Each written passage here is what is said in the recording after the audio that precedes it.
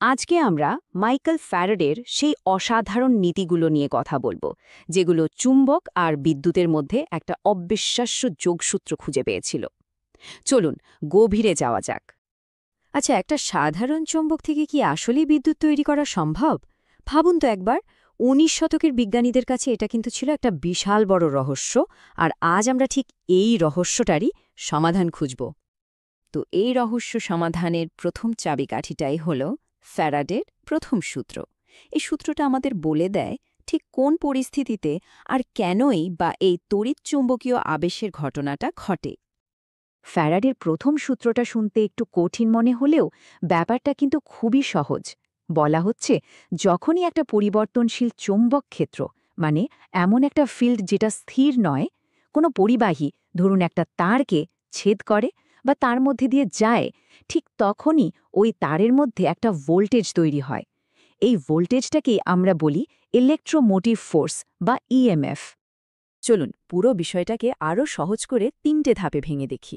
১ নম্বর, একটা চৌম্বক ক্ষেত্র থাকতে হবে যেটা শ্রেণিক বদলাচ্ছে, স্থির থাকলে কিন্তু হবে না। ২ নম্বর, এই বদলাতে থাকা চৌম্বক বলরেখাগুলোকে একটা পরিবাহীকে কাট করতে হবে, মানে তার ভেতর দিয়ে যেতে হবে। আর ৩ নম্বর, যেই এই দুটো শর্ত পূরণ হবে, সঙ্গে সঙ্গেই ওই পরিবাহীতে একটা ইএমএফ বা ভোল্টেজ তৈরি হবে, যাকে আমরা বলি আবেশিত হওয়া। তার মানে মূল কথাটা কি দাঁড়ালো? পরিবর্তন নেই তো আবেশন নেই, এটাই হলো হেক্সিম।